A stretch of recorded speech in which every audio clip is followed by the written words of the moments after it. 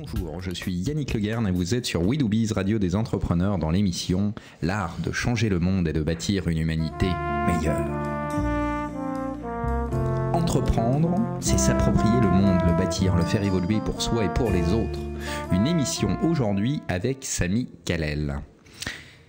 Notre émission, L'art de changer le monde et de bâtir une humanité meilleure, présente de nouvelles manières de voir, de penser et d'agir, d'entrepreneurs, d'artistes, de philosophes, d'humanistes, de chercheurs, d'écrivains, mais pas que. De personnes qui ont changé ou changent de vie et font évoluer le monde par ce qu'elles font et par ce qu'elles sont. Notre émission présente des entrepreneurs, artistes, philosophes, au sens tout à fait nietzschéen. Aujourd'hui, nous recevons quelqu'un qui apporte un regard sur l'homme, la société et sur le divin que nous avons en nous. Il initie des débats sur la connaissance, la manière d'entreprendre, de vivre, de se comporter avec soi et dans le monde, de prêter attention au hasard, de provoquer des synchronicités positives. Un invité, chers auditeurs, qui nous fait, une fois de plus, entrer dans l'ère de l'évolution positive, du désir, de l'éros, du retour à la quintessence, au renouveau des rêves et des idéaux. Une fois de plus, une fois encore, répéter et répéter, semons, semer les idées et les comportements simplement humains. Doux, beau, tendre, montrant que nous pouvons faire de nos vies un art, être les poètes de nos existences, changer le monde et bâtir ensemble une humanité meilleure. Bonjour Samy Khalel. Bonjour. Alors qui êtes-vous? D'où venez-vous? Alors qui je suis? Je suis un homme qui est passionné par l'homme, qui est passionné par le mystère et qui adore les gens qui disent qu'ils ne savent pas. Et je suis quelqu'un qui a décidé de travailler dans l'entreprise, dans la société et d'aider quelque part tout collaborateur dans une organisation à mieux vivre son quotidien. Alors avant de nous référer à ce que vous faites actuellement, à votre activité professionnelle, d'où venez-vous? Quel est votre parcours? Mon parcours, j'ai vécu pendant 20 ans en Tunisie. J'ai un père tunisien et une mère française. Bretonne. Bretonne, exactement. Deux cultures qui m'ont permis quelque part à prendre du recul sur des points de vue, parce qu'il a fallu que je fasse quelque part à un moment donné un lien entre les deux qui n'a pas été facile. Ça m'a amené à faire un travail sur moi. Comment intégrer ces deux cultures, surtout que ce sont deux cultures assez fortes. La culture celte de ma mère et la culture, je dirais, tunisienne, mais la culture arabe qui est très riche en même temps.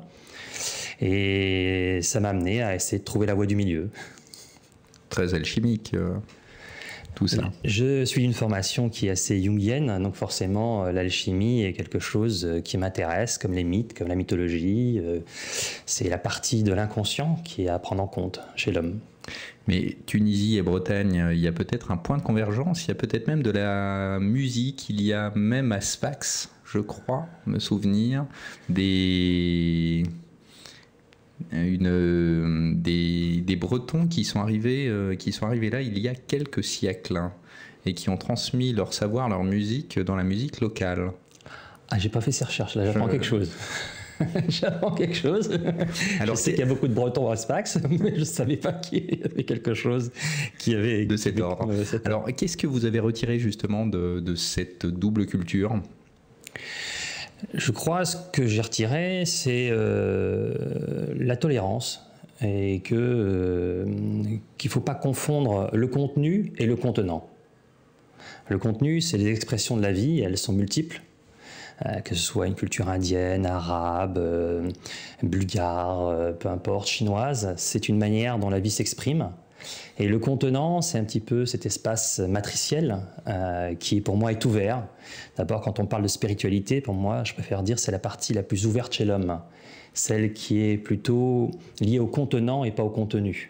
Alors, c'est-à-dire, c'est très hermétique ce que vous nous dites. Alors, je dirais que le contenant, pour moi, c'est cette réceptivité, cette ouverture. C'est un peu une sorte de page blanche, quelque chose qui contient ce qui est là.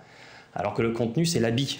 On pourrait dire que le contenant, c'est un petit peu une sorte de nudité, une sorte de réceptivité à la vie. C'est un peu l'enfant qui est ouvert, qui est vierge, qui est curieux. Voilà. Ce que nous disait Nietzsche, retrouver en soi cette âme d'enfant naïf et joueur. Beaucoup l'ont dit, et dans beaucoup de mythologies, on parle de cet enfant-là. Voilà. Je crois que c'est ça, c'est cet enfant, mais j'appelle ça le contenant. J'aime dire le contenant, parce qu'en fait, si je vois bien aujourd'hui, et ce que j'ai pu voir dans la bataille que j'ai eue à un moment donné sur mon travail sur moi, c'est que j'étais toujours en train de lier deux contenus. Et comment essayer de trouver des points communs entre les contenus, comme certains essaient de trouver des points communs dans les religions en disant y a-t-il des points communs? Mais pour moi ça devient du syncrétisme. Je crois que ce qui est important, c'est que chaque culture a sa beauté, son expression, et que derrière, c'est quel est le contenant à un moment donné derrière qui le reçoit. Et à ce moment-là, quand on reçoit les choses à partir du contenant, on y voit la beauté et la grâce dans chaque chose. Et je crois que si on parlait d'alchimie tout à l'heure, je crois que pour moi, j'appelle ça l'œuvre blanc. Alors, vous quittez la Tunisie, vous faites quoi? Vous faites des études? Alors donc je suis resté pendant 20 ans, et donc j'étais dans un lycée français, j'ai passé mon bac, et puis ensuite après je suis allé en France à l'université, et puis donc je suis plutôt allé dans l'informatique. J'ai donc eu un diplôme en informatique. On y trouve la beauté, la grâce du monde dans l'informatique ou pas? En tout cas, on y trouve que tout est information. Tout est donné. Après, on est encore dans le contenu, vous voyez, c'est intéressant. Et donc après, j'en ai fait mon métier, mais j'étais plutôt dans le commercial, parce que je ne me voyais pas du tout derrière un ordinateur. J'ai commencé à gagner ma vie, très bien. Et avec cet argent, j'ai commencé à dépenser tout mon argent dans cette recherche, qui était de faire ce lien entre ces deux cultures à l'intérieur de moi. Alors c'est-à-dire qu'est-ce que vous avez fait? Sans doute que j'avais certaines angoisses au fond de moi, que j'avais des questions existentielles. Comment relier à un moment donné dans une culture sur laquelle vous avez une culture qui vous dit qu'il y en a un qui est le fils de Dieu et l'autre qui vous dit non, il n'y a pas de fils, c'est des conneries, quoi. Peu importe, vous voyez, bon, ça m'a interrogé. En même temps, comment à un moment donné j'avais quand même de mes deux parents, ou en tout cas du côté de la famille de mon père et de ma mère, il y avait une certaine foi qui existait, donc j'étais assez curieux. Moi, j'étais en regard de ça. Un observateur. Un observateur. Et en même temps, voilà, j'ai besoin de réponses. Et puis j'avais une certaine angoisse existentielle. Je ne peux pas vous expliquer pourquoi, mais après c'est là, dans cette quête-là, que j'ai commencé à comprendre ce qui se passait à l'intérieur de moi. Et sans doute que là, j'ai fait beaucoup de séminaires, beaucoup de thérapies, beaucoup de rencontres qui m'ont amené quelque part à découvrir cette dimension à l'intérieur de moi que j'appellerais le soi. Qui est cette voie du milieu, que j'appelle, cette intégration au fond de soi qui fait qu'on est homme, et que l'homme, il est là pour à un moment donné être plutôt dans ce contenant, et quand il est vraiment dans cet espace de contenant, à ce moment-là, il est plus capable de donner, voilà, et de créer, à ce moment-là, la créativité. La quête du Graal. C'est un mythe, c'est intéressant cette quête du Graal aussi, c'est comment vient cette quête du Graal, voilà, je dirais que c'est une autre manière de parler du contenant aussi. Ce vase pour certains, cette coupe. Je crois que à un moment donné, j'ai commencé à faire des recherches et j'ai pu voir comment ce contenant existait dans beaucoup de cultures. Dans la tradition chrétienne, ils l'appelleront Marie. Voilà. Aujourd'hui, moi, j'aime bien l'appeler la réceptivité, pour lui enlever quelque part une sorte de contenu religieux ou idéologique. Alors, ça vous amène à quoi? Quelle est votre activité actuelle? Et quel processus vous a poussé à faire ça? Donc, je commence à faire ces formations, puis forcément, à un moment donné, quand on travaille sur soi, il y a un moment donné, on a envie de donner, on a envie de faire partager ce qu'on a découvert. Et j'ai eu la chance, à un moment donné, de faire des rencontres. J'ai pu faire un métier de formateur. Des rencontres par hasard? Si on peut dire ça. En tout cas, c'est des beaux hasards, des belles synchronicités. Et donc j'ai commencé à faire ce métier de formateur où j'ai pu entrer dans les stages de communication, des stages de relations, de stages de management dans l'entreprise. Et au fur et à mesure, il y a 13 ans, l'aventure a démarré et je suis sorti de l'entreprise dans laquelle j'étais. J'ai créé quelque part une entreprise avec 2 autres associés, où on s'est spécialisé un petit peu dans le leadership personnel, managérial, voilà. Et c'est pas un petit peu, vous êtes expert, des grands experts en la matière, sur le leadership. Oui, le leadership, c'est vraiment une passion. N'ayez pas cette humilité forcenée. Mais oui, c'est vrai, ça a été une grande passion pour moi, et c'est encore une passion. Parce qu'aujourd'hui, je considère que le leadership, tout le monde en a, et que le leadership, c'est pour moi c'est pareil, c'est pas quelque chose qu'on est là pour émettre, c'est pas quelque chose sur lequel on dit on y va. Avant, tous les stages qui existaient dans le leadership, c'était la bonne émission, le bon contenu, la bonne parole, ce qui est vrai, hein. Mais c'était dans le faire, dans les techniques. C'est ça. Et maintenant, donc vous, dans votre vision, dans ce que vous proposez, dans votre manière de former, c'est d'être plus à la recherche de ce contenant, cette réceptivité. Je considère qu'aujourd'hui, qu'un leader, c'est celui qui est le plus réceptif à l'actualité du moment.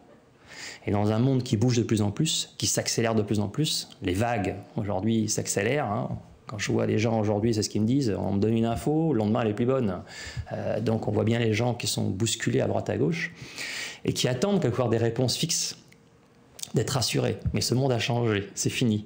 Et donc forcément, si on reste avec un contenu, on risque à un moment donné d'être un peu perdu. Donc il faut trouver une autre relation aux événements, c'est ce que j'appelle réceptif à l'actualité. Ne pas être décalé, mais être présent à ce qui se passe. Et c'est un petit peu aujourd'hui... Et au bon moment. Et au bon moment. Enfin, on n'a pas le choix, parce qu'on est vraiment au bon moment où on l'est dans le présent. À être aligné avec soi, avec le moment, avec ce qui se passe, avec la manière de se comporter, d'agir. C'est ça, exactement. Alors, comment vous intervenez dans les entreprises ? Vous y faites quoi ? Avec quelle méthode ? Des méthodes que vous avez créées, que vous avez prises, assemblées ? C'est un syncrétisme aussi. Ça vient d'où ? C'est quoi ? Vous pouvez nous en parler ? Alors, je crois qu'au début, bien forcément, je cherchais des méthodes qui existent sur le marché, qui existent comme la PNL, comme des outils de psychologie cognitive, tout ça. Aujourd'hui, je crois que je suis plutôt dans revenir à l'invitation à un moment donné à cette réceptivité. C'est comment amener les gens à être plus à l'écoute de ce moment présent, okay, et faire confiance à un moment donné à ce génie créatif. Alors ma méthode, je l'ai appelée surf. Alors, surf, pourquoi ? Alors surf parce que c'est surfer sur la vague. Surfer sur cette accélération de vague, et donc je dis ça s'accélère tellement, donc il faut être un surfeur, il faut jouer avec la vague, cette onde qui passe, hein. Vous savez qu'au niveau du cerveau on a cette onde qui passe, et puis à un moment donné vous l'interprétez et puis vous avez une action. Et donc j'ai remarqué 4 étapes. La première, j'appelle S comme surf, ce qui est pour moi qui est S comme système, c'est-à-dire que tout le monde est un peu dans son propre système, il est dans une sorte de contenu, avec ses habitudes, puis si ça marche, il continue. Et puis à un moment donné, forcément, la vague arrive et il risque d'être décalé. Et donc, il a le choix soit de dire, il est peut-être temps à un moment donné que j'aille changer, que j'aille trouver autre chose, ou au contraire, il se maintient. Et pour moi, ce que j'ai pu observer, c'est sans doute la plus grosse difficulté que je vois, c'est un peu un geste, c'est est-ce que je pointe mon doigt vers l'extérieur ou est-ce que je pointe mon doigt vers l'intérieur ? Et ce petit mouvement-là qui est simple, c'est sans doute ça, 50% de mon travail, c'est ne pas pointer en face, mais revenir à soi. Mais on ne sait pas revenir à soi, parce que très souvent, les gens qui reviennent à eux, c'est plutôt culpabilisant, alors que le regard à soi est plutôt une visite intérieure, c'est une visite sur laquelle on est plutôt observateur de ce qui se passe. Et encore hier, je voyais un manager qui essayait d'annoncer un changement, et qui était en train de pointer son doigt en disant « il va falloir que vous changiez, nous allons changer de mentalité, le monde bouge, et il est en train de faire ça, ça, ça ». Mais plus il fait ça, plus il renforce la résistance. Et je crois que c'est ça la première étape, c'est comment amener à voir qu'en fait, qu'on ne peut pas changer en pointant son doigt là-dessus. Parce qu'en fait, très souvent, les gens qui font ça, j'en remarque 4 étapes dans ce mauvais comportement. Après, on verra l'inverse. La première étape, c'est sans doute la pire, c'est dénier. Qu'est-ce que c'est ton déni ? On voit même pas, on passe à côté, on pointe son doigt en disant que j'ai autre chose à voir. Voilà. Le deuxième, c'est la critique.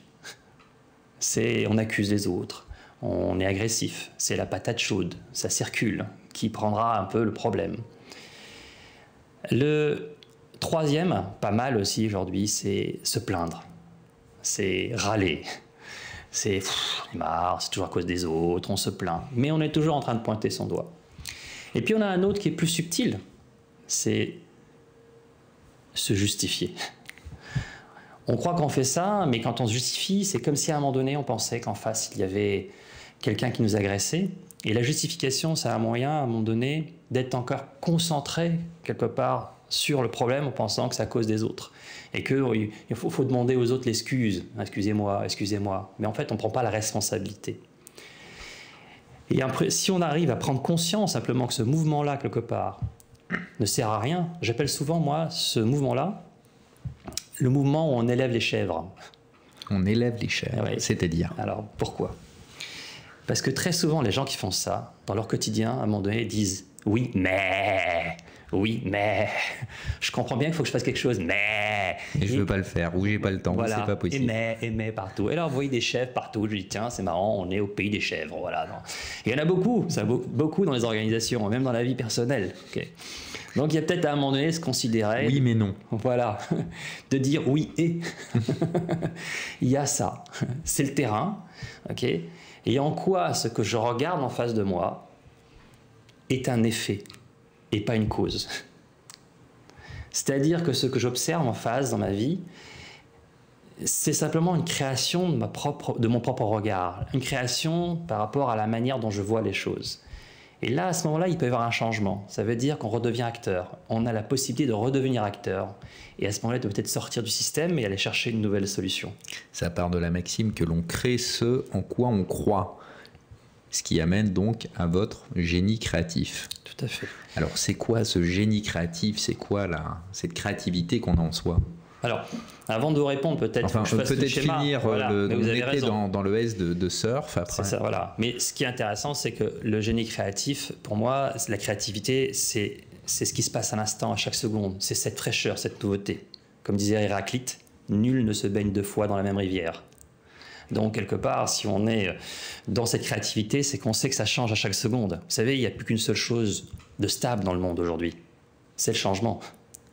Et ça a toujours été. Sauf que maintenant, on le voit. Alors avant de voir comment on fait, alors surf le U. Donc maintenant, quand on revient vers soi, parce que c'est ça pour passer au U, ça suppose que là, on va faire ce regard, et vous parliez d'alchimie tout à l'heure, c'est intéressant qu'il y avait une clé alchimique qui s'appelle vitriol, qui visite l'intérieur de ta terre. En rectifiant, tu trouveras la pierre cachée. Mais ce n'est pas dit analyse, c'est dit visite.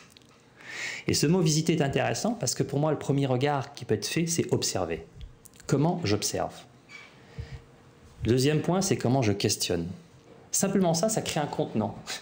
Vous créez un espace où la curiosité est présente. Et là, peut-être à un moment donné, une créativité peut venir, ce que j'appelle le troisième élément qui est le don, la bienveillance, et qui va amener à cette créativité. Donc si on fait maintenant le chemin, quand la personne sait qu'elle doit faire ce chemin vers soi, elle va passer au U. Et le U pour moi, c'est l'usage de l'ombre. Quels sont les usages de l'ombre? Qu'est-ce qui est caché? Alors l'usage de l'ombre, c'est déjà très beau. C'est un peu jungien aussi.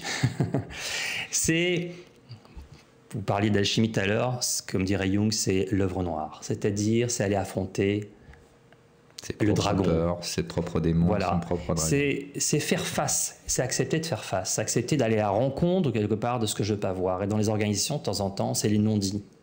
C'est là où on a mis trop de charge sur quelque chose, qu'on a mis trop d'importance, là où il y a beaucoup de jugement. Et accepter de faire face à ça, c'est rencontrer ça, c'est presque embrasser la bête. D'accord? Simplement, si on accepte de le regarder sans juger, et c'est ça qui est intéressant, c'est sans juger, c'est simplement accepter d'être sans rencontre sensorielle, c'est pas une analyse, on va faire face à ça, on va le rencontrer. Et d'amener les gens à un moment donné dans cette rencontre-là, dans cet échange, ça va nous amener peut-être à trouver notre créativité qui va être après le R de la réceptivité, de la ressource. Cette ressource créatrice qui va faire on est aligné et on est capable à ce moment-là d'être beaucoup plus stable, à recevoir cette intuition, cette ressource dont on a besoin là par rapport à la situation présente. Mais attendez, c'est pas ça du tout. Le leadership et le management, c'est pas de l'intuition. Ce sont des méthodes rationnelles. Ah bon, vous pensez? Moi non, mais... Je pense que le manager aujourd'hui, il a à résoudre des problèmes aujourd'hui. C'est comme le leader. Et quand il doit résoudre des problèmes, il faut qu'il trouve la bonne solution. Alors la bonne solution, il a quelquefois à inventer. Il a innové. Vous verrez, dans beaucoup d'organisations, beaucoup de patrons disent « il faut innover, on a besoin d'innover, innover, innover ». Et cette phase d'innovation, forcément, ça suppose de trouver l'idée, ça suppose de trouver l'inspiration. Et ça me revient, c'est pour ça que je parle de la réceptivité qui est très importante. On a tendance très souvent à vouloir toujours expirer du contenu. Mais avant d'expirer, faut-il d'abord inspirer. Inspirer pour être inspiré, voilà. Pour être à l'écoute de son intuition. Et après, quand on a pour cette changer idée, d'air. Quand on a cette idée, on va passer sans doute à la dernière étape qui est la finalité, ou comment faire fructifier cette idée. Parce qu'on va trouver une idée, mais il faut à un moment donné créer vraiment. Et là, la question c'est qu'est-ce que je vais faire de cette idée? Comment je peux faire partager les autres? Et là, c'est une affaire de cœur.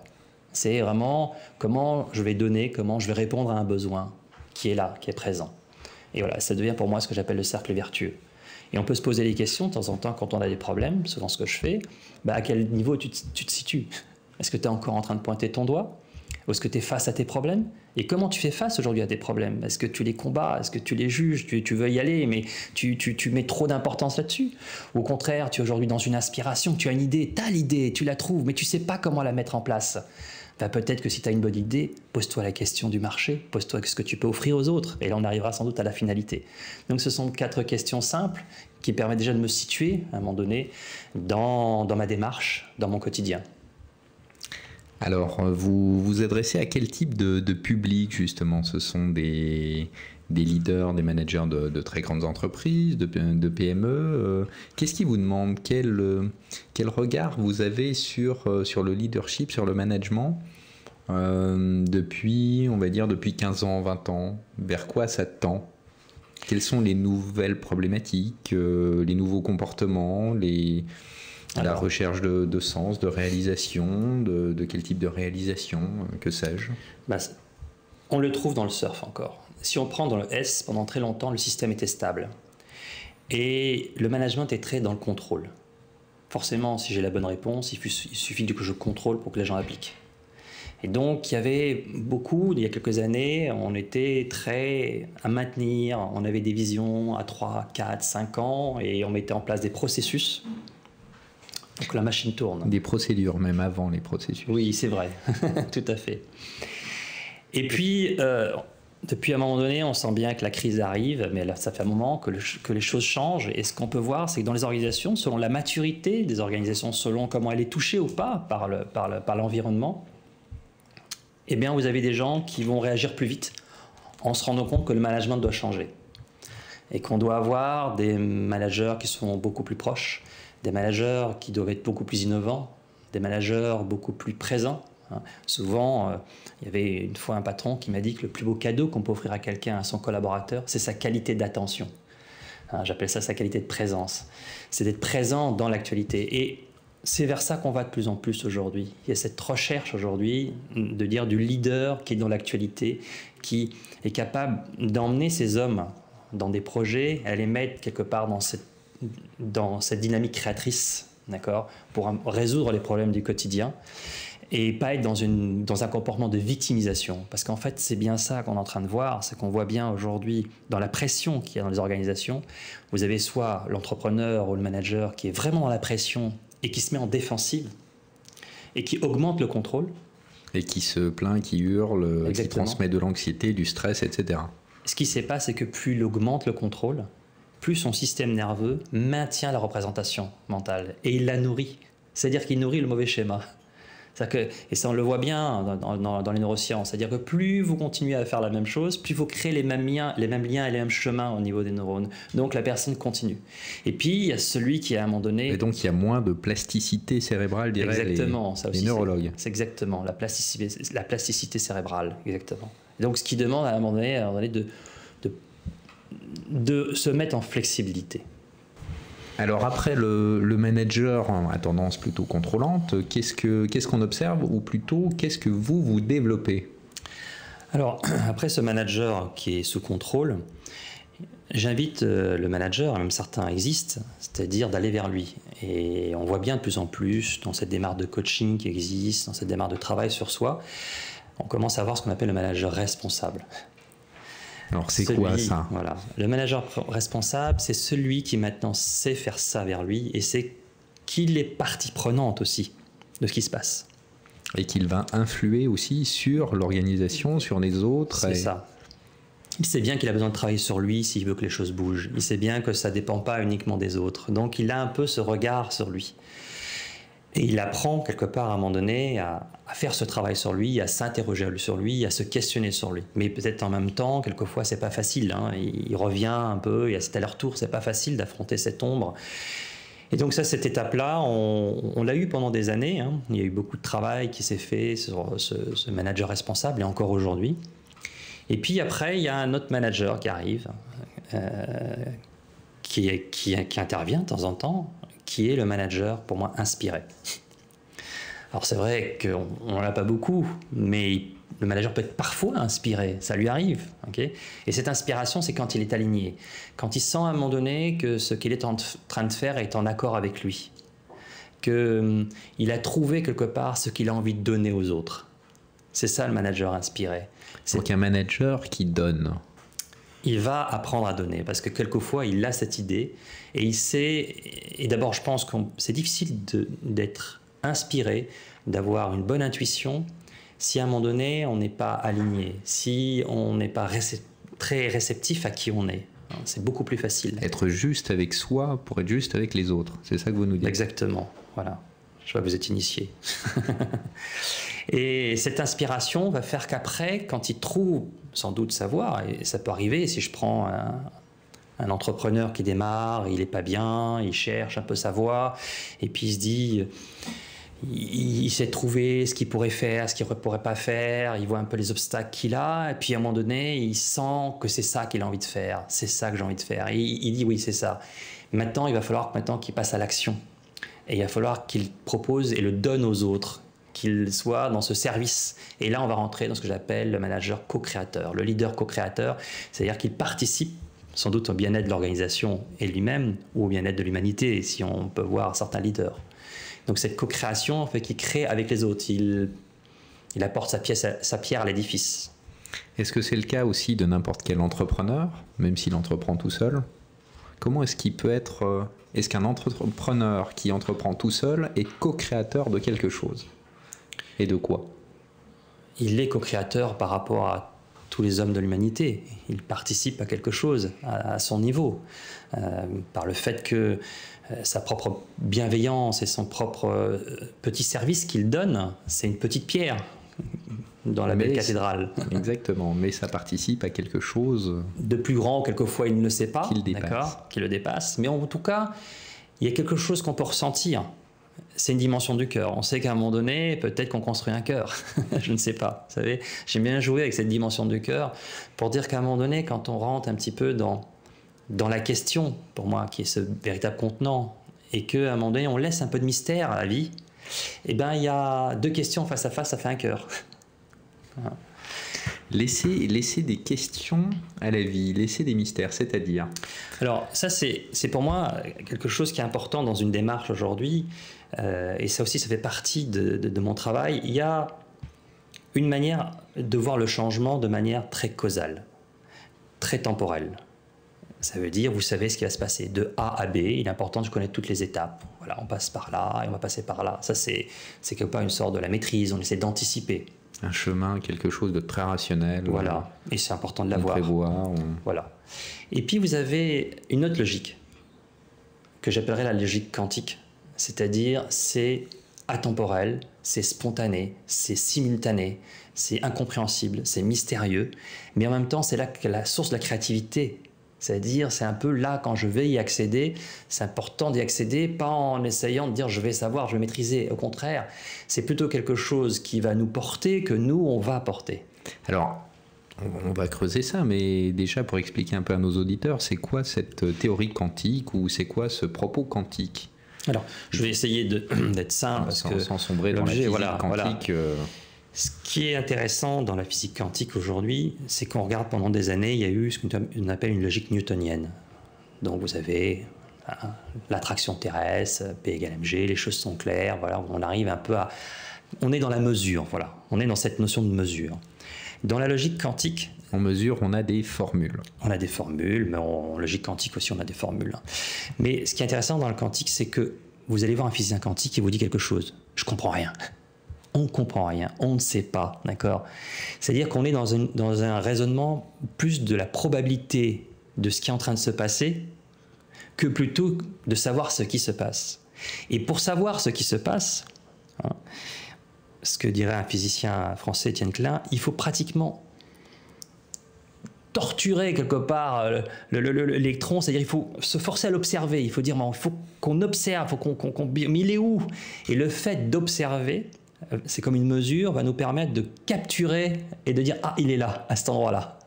Mais en fait, ça dépend de l'observateur, c'est-à-dire c'est vous qui avez essayé de contrôler ce que vous voulez voir dans la mesure qui fait que vous avez pu voir quelque chose. Mais en fait, on ne sait pas très bien, il peut être là, là, là, là, là. Et donc, beaucoup de choses en théorie. C'est-à-dire en théorie quantique, donc l'observateur crée l'expérience. Enfin, le résultat de l'expérience dépend de l'observateur et de ce qu'on souhaite. C'est ça. C'est-à-dire qu'on va créer finalement ce qu'on désire ou ce qu'on souhaite observer. Je sais pas, disons que il y a une signature quantique. Voilà, votre propre mesure, quelque part, votre propre regard, votre propre observation. Par l'observateur. C'est ça. Vous ne pouvez pas observer quelque chose, vous ne pouvez pas voir quelque chose dessus, sans l'observer. On pourrait dire que en logique binaire, en informatique, puisque c'est ma formation, on pourrait avoir 0 et 1. Vous avez 0, puis après vous avez 1. En logique quantique, vous avez 0 et 1 en même temps. Mais si vous voulez, quelque part, savoir si vous êtes 0 et 1, il va falloir observer. Et si vous observez, vous dites « Ah, ça c'est 0 là. Ah, là c'est 1. » Mais si vous n'observez pas, c'est 0 et 1 en même temps. Hein? Et ça donne une logique complètement différente. Mais c'est comment c'est possible que quand ça donne en même temps les choses? C'est comme si, là, je vous regardais et vous me dirait bah, « Je ne vous ai pas vu, vous pouvez être là, là, là, là, là. Vous êtes à plusieurs endroits en même temps. Mais il faut, pour savoir où vous êtes, il va falloir que je vous observe. Ah, t'es là, ah, je t'ai vu. » Mais en fait, ce que j'ai vu, c'est mon observation qui a fait que je sais que vous êtes là. Et c'est une probabilité en plus à un moment donné. C'est ça. Voilà. Alors bon, on creusera un petit peu plus là-dessus avec un de vos associés d'ailleurs, Olivier Maslow, qui a fait ce très beau livre qui s'appelle Neuroquantis, l'entreprise neuroquantique. Vous nous parlerez de ça un petit peu après. Si je reviens pour finir, parce que c'était un peu les deux logiques. Donc on a une logique pour moi qui est causale et une logique qui est acausale. On ne sait pas très bien ce qui se passe. Donc c'est simultané. C'est un peu, je dirais, l'inconscient fonctionne comme ça. Hein. Dans votre vie, quand vous avez un rêve, il y a un rêve qui arrive, il n'a pas de sens, sauf qu'il arrive comme ça. Les choses arrivent, sont simultanées. Donc c'est aussi, on ne peut pas le maîtriser. On ne sait pas ce qui s'y passe. Hein. Comme dirait Jung, si on voulait attraper l'inconscient, c'est comme si on voulait mettre une baleine dans une barque. Donc, il y a ces deux manières de voir, c'est cette logique sur laquelle on arrive à contrôler et cette logique qu'on ne contrôle pas. Mais est-ce que je suis à l'aise avec ces deux aspects à l'intérieur de moi? Parce que c'est moi, c'est ces deux aspects qui sont à l'intérieur de moi. C'est ces deux aspects que va rencontrer de plus en plus un leader, un manager aujourd'hui. Mais s'il n'est pas à l'aise avec l'inconnu, il va être mal à l'aise, il va être pas bien. Et souvent, les gens, quand ils sont face à l'inconnu, face à cet indéterminé, hein, ce qui est une logique, je dirais, quantique, on est dans l'indéterminé, et ben, soit à un moment donné, il accepte d'être réceptif, de recevoir, de provoquer, d'être dans ce présent, ou soit il se met dans la défensive. Et il résiste. Et là, ça se passe pas bien. Et là, ça se passe pas bien. Et un jour, il sera obligé de lâcher prise. C'est quoi ces résistances tout à fait concrètes? Qu'est-ce qui se passe pas bien? Comment on résiste pour aboutir à un éclatement ou quoi que ce soit? Vous observez quoi, vous? C'est un peu le doigt pointé sur l'autre, c'est-à-dire qu'on va commencer à vouloir contrôler encore plus, on va accuser les autres, on va se justifier, on va râler tous les jours, on va ne pas vouloir voir que le monde change. Hein, je me rappellerai toujours un grand patron dans une entreprise sur laquelle il y avait une demande d'un collaborateur qui me disait « Mais vous savez, aujourd'hui, il y a des clients qui nous demandent de connecter notre ordinateur, les ordinateurs aux imprimantes qu'on vend. » Et le patron lui répond « Nous, on ne travaille pas avec les gadgets. » Avec les gadgets, alors c'est le micro pour lui c'était un gadget, ça veut dire, alors maintenant on sait que c'est pas un gadget, il y a des micros partout, comment vous voulez qu'un ordinateur soit sur une table pour tout le monde? Il était tellement fixé sur son propre système, d'accord, qu'il était là et qu'il n'arrivait pas à voir que le monde changeait. Alors ça, est-ce que vous pouvez nous dire de quelle entreprise il s'agissait? Une grande entreprise, bon, qu'on ne va pas citer, qui vendait aussi des... C'est une grande multinationale, je dirais, qui vendait des photocopieurs. Voilà. Et donc, qui n'a malheureusement pas pris le bon tournant au bon moment. Bah, disons qu'il y a eu un petit décalage. Ils l'ont pris heureusement, mais il y a ce qu'on appelle ce décalage. On est un peu en retard. Hein. Si on prend encore Nokia, qui est un bon exemple, regardez avec l'iPhone qui est sorti, sur lequel ils ont dit mais c'est quoi le téléphone tactile? C'est encore une manière, à un moment donné, de rester dans sa propre résistance, dans son propre contrôle, parce que quelque part, on a anticipé plein de choses, on a toute une stratégie qu'on a mis en place, et forcément, c'est coûteux de dire, voilà, comment on revoit un peu notre stratégie. Comment on s'adapte, comment on est proactif, plus qu'adaptatif. Souvent, c'est ce genre d'erreur que je vois chez certains patrons qui ne voient pas le décalage et qui emmènent les autres dans leur propre certitude. Et donc de vouloir être dans le contrôle. Et peut-être que s'ils acceptaient à un moment donné d'être dans le flou, et d'être à l'aise dans ce flou, dans cet inconnu.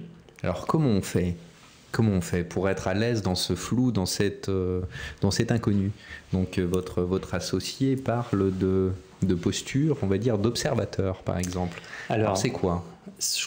Dans le livre Neurocantis, il y a quelque chose de très intéressant, c'est un lien qui est fait avec les neurosciences. Et dans les neurosciences, on a, pour dire, 3 parties. La partie du reptilien, qui est le cerveau primaire, le cerveau qui va me permettre de pouvoir gérer l'agresseur, gérer le prédateur, et où je vais réagir soit par la fuite, soit par l'attaque ou l'inhibition. Voilà. Et puis vous avez après une autre partie qu'on pourrait résumer par un centre automatique, néolimbique, palo-limbique, qui lui, il gère très bien le connu. Il gère très bien. Les routines, ce qu'il faut faire tous les jours. Ouais, c'est mon apprentissage, c'est ce que je connais, c'est ce que je sais, c'est ce que je sais faire. Et je sais très bien, je l'ai appris tous les jours et je fais ça de manière assez spontanée. Et puis il y a une autre partie qu'on appelle le préfrontal qui, lui, au contraire, est très à l'aise avec l'inconnu, qui réactualise la réalité toutes les secondes. Eh bien, l'observateur, c'est ce préfrontal.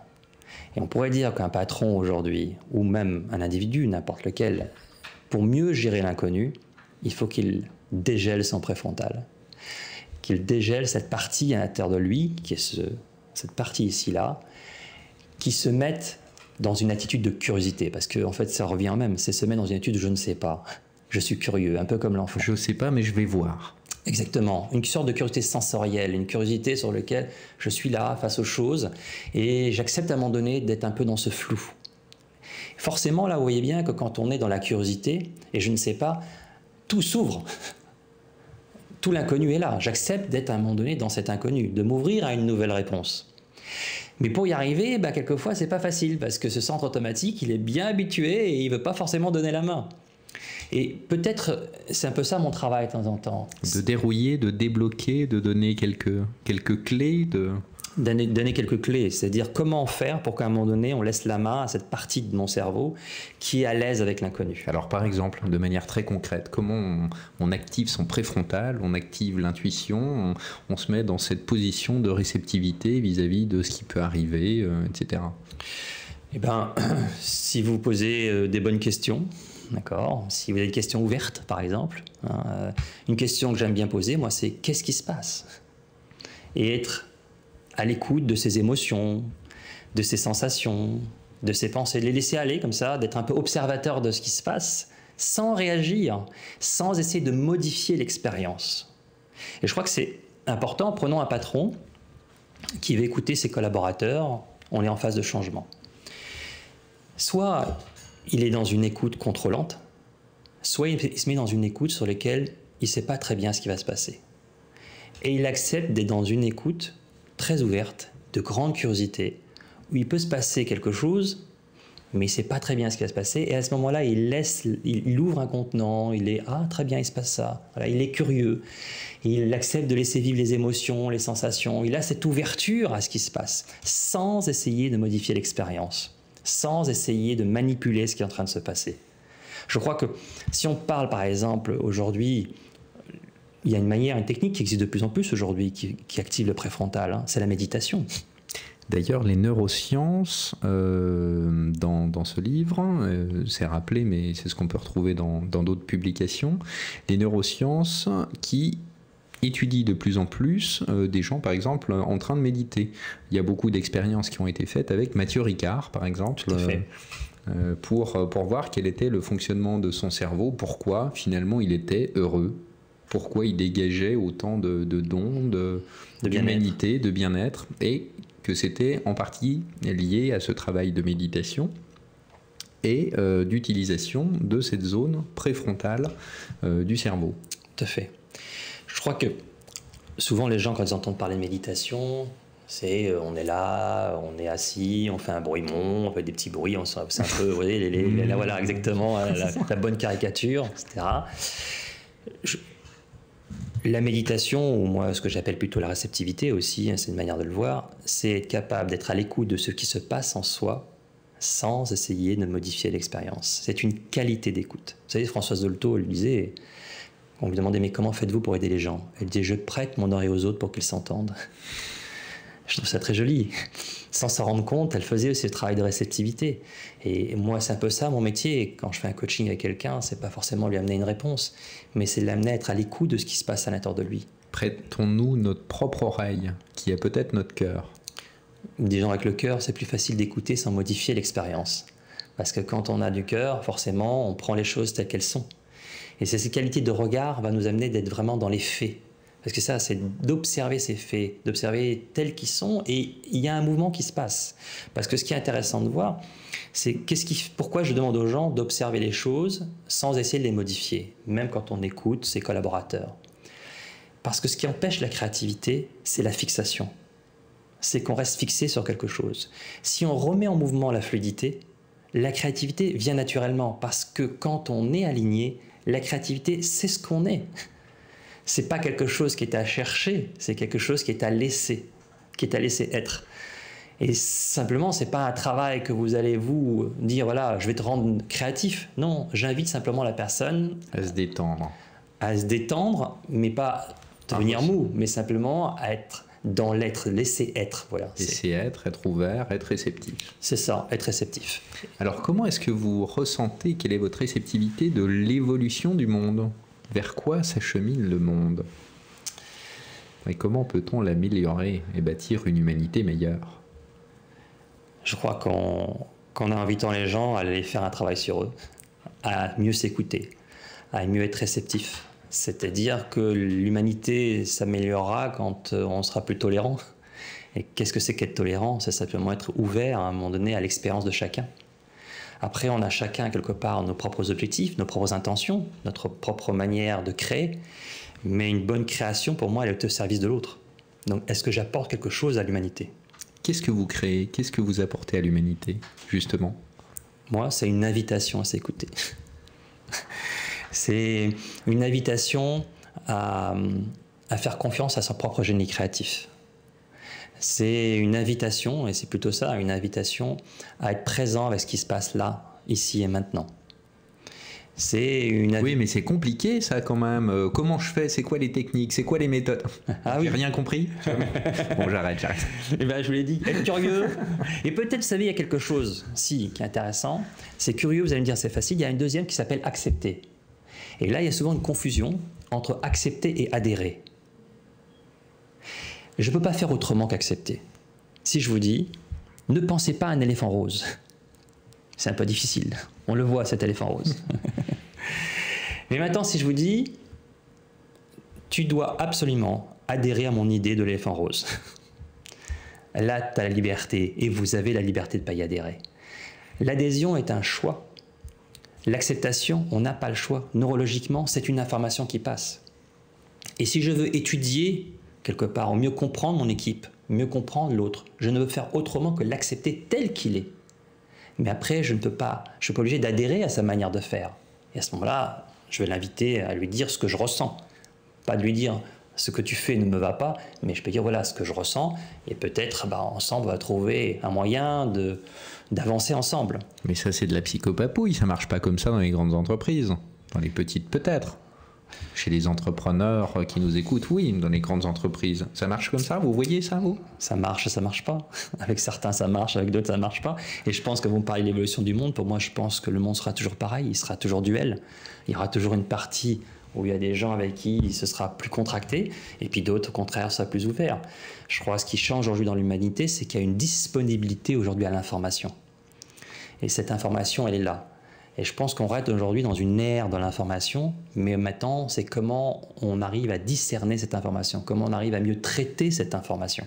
Alors, la discerner, la traiter pourquoi? Pour en faire quoi? Pour se l'approprier comment? Pour la transformer en quelles actions? Savoir comment traiter une information, c'est intéressant, c'est déjà se poser la question de ses propres intentions. C'est-à-dire que, vous savez, intention, c'est aussi poser une direction. Donc je pense que quelqu'un qui est la différence avec le désir pour moi, hein, on peut avoir des désirs mais on ne fait pas grand-chose. Mais après si on trouve quelque chose où on sent ce qu'on a envie de donner, et souvent c'est ce que je fais quand je travaille avec un manager ou un leader ou même avec un collaborateur, c'est lui, mais qu'est-ce que tu as envie de donner? Et s'il trouve ce qu'il a envie de donner... Arrêtez de me prendre mes questions d'après. À ce moment-là, forcément, sans doute, qu'il va trouver sa propre intention. Et l'intention va être beaucoup plus facile. Et il y a une dynamique qui est complètement différente. Et vous avez des personnes qui font ce chemin-là, hein, comme on l'a vu tout à l'heure dans Surf, qui sont encore bloquées. Mais je pense que c'est une liberté à chacun. Chacun avance à son rythme. Mais je pense qu'au fur et à mesure, on a de plus en plus de gens aujourd'hui, dans la souffrance actuelle, dans la tension qui existe aujourd'hui, où les gens se rendent bien compte qu'il y a un chemin à faire, c'est revenir vers soi. Et quelle est votre vision justement de l'humanité à venir? Ma vision Je vous dis, il y aura toujours ce moment duel, il y aura toujours des endroits sur lesquels il y aura encore des guerres, il y aura encore des tensions, il y aura encore et puis il y aura des endroits sur lesquels ce sera plus ouvert. Je pense que peut-être qu'aujourd'hui, le monde de demain, on aura plus de choix, sans doute, pour pouvoir choisir ce qu'on veut faire, ce qu'on veut choisir sa propre évolution. Sa propre évolution, voilà. Évolution ou simplement, oui, pour être. C'est ça. Soyons. En tout cas, je fais partie des personnes qui veulent participer à un moment donné à cette invitation. Eh bien, nous allons relever cette invitation. Nous allons passer à un petit questionnaire artistique, questionnaire pour changer le monde.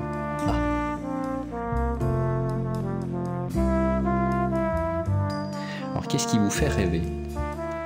Des petites réponses courtes à chaque fois. Ce qui me fait rêver, oui, c'est la présence. C'est que chacun puisse être aligné à sa propre présence. Qu'est-ce qui vous fait bouger? L'amour. Qu'est-ce qui vous fait aimer? La vie. Arrêtez d'anticiper les questions et les réponses. C'est ça le chant quantique. Peut-être qu'on projette effectivement un certain nombre de choses. De quoi êtes-vous conscient? Êtes-vous conscient? Je suis conscient de ce qui se passe là, ici et maintenant. Comment s'invente-t-on? En s'acceptant. Comment inventer le monde? En étant curieux de ce monde. Qu'est-ce qui est magique pour vous? La vie. Qu'aimeriez-vous faire apparaître ou disparaître avec une baguette magique? L'intolérance. Quels sont les 3 vœux magiques que vous pourriez formuler pour améliorer le monde ou l'homme? Mais je crois que liberté, égalité, fraternité, je trouve ça superbe. En France, j'aime bien cette phrase, elle est magique cette phrase. Un très beau programme. Oui. Qu'est-ce que plus d'humanité? Liberté, égalité, fraternité. Bon, je passe. Non, je pense que l'humanité, c'est peut-être d'être ouvert à sa propre réceptivité, à sa propre vulnérabilité. Qu'est-ce que s'engager? Agir. Dans quoi vous êtes-vous engagé? Dans la vie. Qu'est-ce que l'homme, avec un petit H? C'est un mélange entre du connu et de l'inconnu. La femme. La moitié de moi-même. L'humanité. Un homme et une femme. Vers qui peut-on tendre? Vers soi. C'est qui l'autre? L'autre partie de moi-même. Qu'est-ce que l'univers? Un mystère. Quel moment ou quelle rencontre, quels apax existentiels, c'est-à-dire quel moment vous ont fait changer de vie? Déception amoureuse. J'allais ajouter quel instant sublime ou douloureux. Bon. Comme quoi, ça peut ouvrir à plein de choses. Oui. Quelle est votre vision du monde? On en a parlé un peu. Quelle est votre richesse? Mon humanité. Que pouvez-vous et aimez-vous donner? Mon propre mystère et mon invitation à la réceptivité. L'argent, ça sert à quoi? L'argent, je dirais, il est utile au projet que j'ai. L'argent vient quand à un moment donné j'en ai besoin. Et qu'est-ce que l'or? L'or, c'est la lumière. Quels sont vos idéaux? Qu'est-ce que vous faites pour les atteindre, pour les vivre? Apprendre à être réceptif à ce qui se passe ici et maintenant. Pourquoi le monde est beau? Parce qu'il existe. Comment peut-on l'améliorer au quotidien? En étant curieux de ce monde. Et en apprenant à se regarder aussi. Et l'art dans votre vie? L'art, à chaque instant. C'est la vie, l'art. On peut le voir dans le regard. C'est quoi le beau? L'art. De la Le vie. sublime? L'amour. À la fin de votre vie, vous souhaitez que les gens, que vos amis se souviennent de quoi vous concernant? Quelqu'un qui accepte son humanité. Quelle trace aimeriez-vous laisser?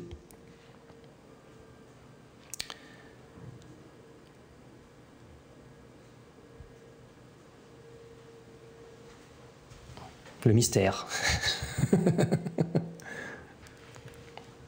Quelles sont vos 3 idées? On en a déjà balayé quelques-unes. 3 idées synthétiques pour changer le monde et bâtir concrètement une humanité meilleure. Liberté, égalité, fraternité. Je retire la même chose. Quelles sont les 3 actions que vous mettez régulièrement en œuvre pour changer le monde? Faire ça. Je crois que c'est le seul geste. Et accepter à un moment donné de regarder à l'intérieur de moi sans essayer de comprendre toujours, mais d'être dans ce regard un petit peu mystérieux. À quoi croyez-vous? À la vie. Faut-il croire pour changer le monde? Faut croire à la vie. Pourquoi et comment pourriez-vous aider quelqu'un à réaliser ses rêves et à changer le monde? En l'invitant à être présent et à diminuer les exigences qu'il a sur certaines choses, en lâchant prise. Alors pour terminer, une citation, une devise qui est la vôtre? J'aurais une histoire, mais elle est peut-être un peu longue. Non, allez-y. L'histoire qui me vient, c'est un enfant qui voudrait exercer son talent, qui a quelque chose à donner.